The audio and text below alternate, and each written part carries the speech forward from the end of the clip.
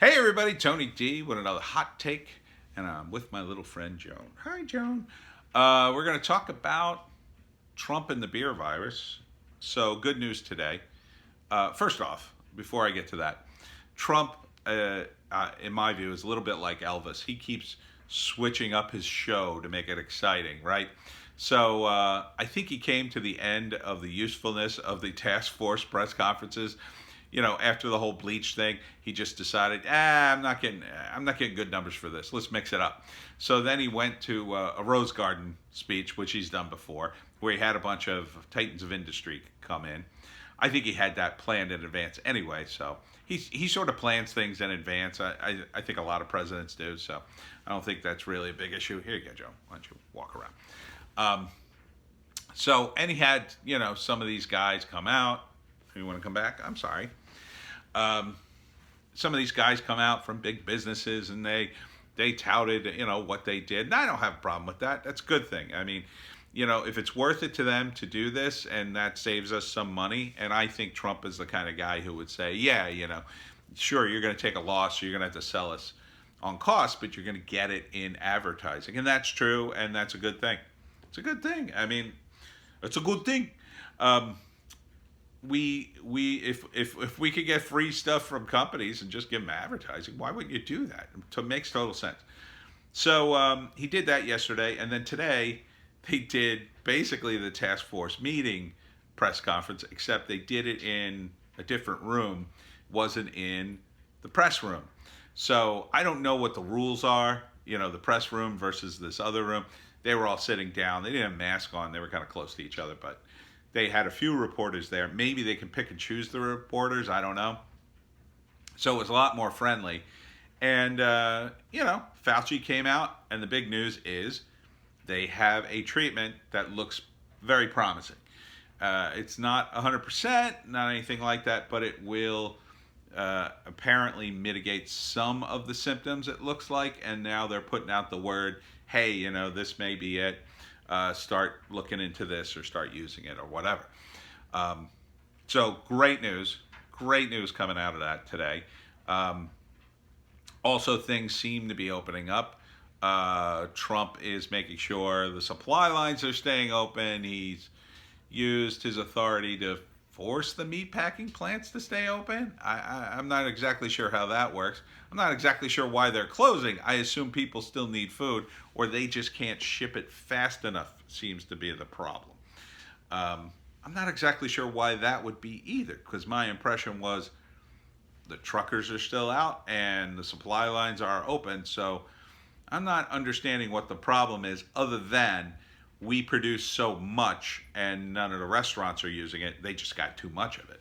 To which I say, can't they donate it to food banks and get the tax write-off? Wouldn't you do that if you were a big business? Um, get the stuff shipped and write the whole damn thing off. That to me seems like a win-win. Seems like a win-win. Now, they may have already done so much of that already, or may have stuff like that in the pipeline, say around Christmas, when they always, a lot of companies do that. That, maybe it's not, but I would say you would do like that potato farmer in Idaho, just give the stuff away, or just invite people to come get it. If they live nearby or they have a business. I don't know. Loosen up the rules so people can buy and sell this stuff, I would say. Maybe these a lot of these places are in very remote locations where that really wouldn't help. But still, you would think they just buy a lot of it, because the stores, they're not that full. They've got product, but they also have empty shelves. So why not just buy more of what's around? I don't know. I don't know. It seems very odd to me. But so far, I think we're okay. I don't think it's going to be much longer before things are starting to open up. So the fact that Trump had to do this sounds to me like he's just trying to get us over the hump at this point. Things are going to start opening up in the next couple of weeks, and all should be well, at least at a certain level. Obviously, a lot of people are going to lose their jobs and stay on unemployment until restaurants and bars open up. And that is going to be a whole mess. And there's going to be there's going to be a second wave of this. Brace yourself. There's going to be a second wave. The key is, however, we all have to mitigate much better. So you have to be doing what I was doing back in January. I was the only guy wearing a mask, and people were just like, "Oh, you're crazy." So, you're just going to have to wear a mask whenever you're in close quarters with anybody or within 6 feet. And if you go to a bar, wear the damn mask. Wear the mask. What's the big deal? You have a straw with your drink, pull the mask up, have a sip, put it back down. I mean, that's all you need to do. Definitely the waiters should be doing that, wearing gloves and, keeping their hands sanitized. And everybody should just have all that kind of stuff around. I mean, it's around. Yeah, we might be running low on it, but they're cranking it out. So, until this dies down and we get a handle on it, just gonna have to be, every place is gonna have to be like a hospital. You walk in, you got the hand sanitizer, you do a little of this. For me, I'll keep my gloves on and do it right over the gloves. Why not? Keep the gloves on and you're not getting it through your skin. Put the hand sanitizer on the gloves. That way it's not drying out your skin. And maybe it'll soak in a little bit and stay there and fight the germs a little longer than, say, just your skin. That's the way I look at it. And wear the mask. Wear the mask. It's going to suck in a restaurant to wear the mask, and you'll have to pull it down and eat your food. But I think once you're with your family or whoever you're with at a restaurant, you're at your own table. Maybe the tables are a little further apart.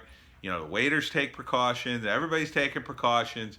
Nobody's going to come over and start talking to you and start leaning over your table. Hey, how you doing, Hank? No one's going to do that now because it would be considered extremely rude and risky. So as long as we're all on the same page, I don't see a reason why. And let's be honest, you're going to not take your elderly grandma to a restaurant right now. It's still too early. It's just the way it is. I would discourage my folks. They're not that old yet, but they're up there, and I would just say, hey, you don't have to go to a restaurant. Let's keep you guys home. And it sucks for them because they love restaurants. I mean, retired people love restaurants, but it's not going to be forever. I don't think it's going to be forever. We've got this potential treatment. In a few months, that's going to expand. It's going to get better and better and better. We're going to be midway through the summer. The cases are going to be way down. And hopefully we'll have a vaccine by fall, and or something to protect you. At the very least, we're going to be just mitigating, and we should have some kind of a treatment that will help most people. And we may even learn more about this virus, the way it's transmitted, and who knows? Who knows? We could find out that, it can't be transmitted through physical contact. It's just transmitted through the air. We may develop a face mask or a breathing apparatus that will 100% protect you, right? It would filter all the air, all the virus, and would just kill it instantly. And as long as you kept that on, you could be, face to face and no big deal. Now, granted, that still would cut down certain activities, but that certainly would help a lot of people in a lot of different ways. I mean, if the virus is all coming out of here, and that's the only place it comes out of, and you have a guaranteed way to kill the virus, that could be a good thing. So things are looking up. Things are looking up in New Jersey. Things are looking up around the country. I just wish the media would stop jumping from, hey, what's going wrong next, to the next wrong thing. They asked him, Trump, about China in the meeting, and the WHO. Look, the WHO is an organization that has a lot to answer for, along with the Chinese government. There's absolutely no reason we should be funding the WHO. This was another argument I got into online. The WHO listened to China. Now, the response from a European was like, well, I think they were just gullible to listen to China. Well, that's pretty stupid. It's pretty stupid to listen to a communist country that has no problem lying about all kinds of things, lying about the exact thing that you're in charge of making sure doesn't get out of hand. These international organizations are political, and they're vulnerable to the politics and the money. And in this case, China came in, got the guy promoted, and they had way too much influence. Look, it's just as bad when the United States comes in and they have too much influence. See NATO, okay? NATO is just our international arm of invading countries. So we don't want to be, this is why we shouldn't be a part of these things. This is why the founding fathers warned against entangling alliance. And the World Health Organization is an entangling alliance. Now, I don't think we should not have some kind of mechanism to organize the world in a case like this. But just like libertarians want small government, we would want a very light hand from an organization that would only come together, say, in emergencies, and wouldn't be dictating policy from on high for the entire world for this very reason. It has to be an independent body, and that's very, very difficult because, we can't go to space and find aliens to run it. We have to have humans run it here. Humans are for countries. They have ties to things. They're vulnerable to bribes. And we have to acknowledge that. We have to acknowledge, hey, or you know what? Why not just form the damn thing when the emergency erupts? What did the WHO really do? They told us, oh, don't worry about it. Human-human contact, no big deal. Don't wear masks. That's going to hurt you. Those are two major mistakes. Those are two big mistakes.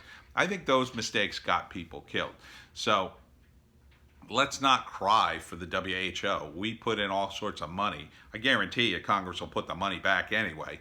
But I'm happy that Trump has cut off the funding and demanding an investigation. And at the end of the day, I think that's probably code for we're going to take back the WHO and put our own people in it. And, that will at least be better because at least it'll be better for us. Now, will it be better for other countries? Most other countries, I think. I mean, we're more nice. We're nicer than the communist, Chinese communist government. So, is it a perfect system? No. But if you're going to have a system, I say let the Western powers be in charge of it.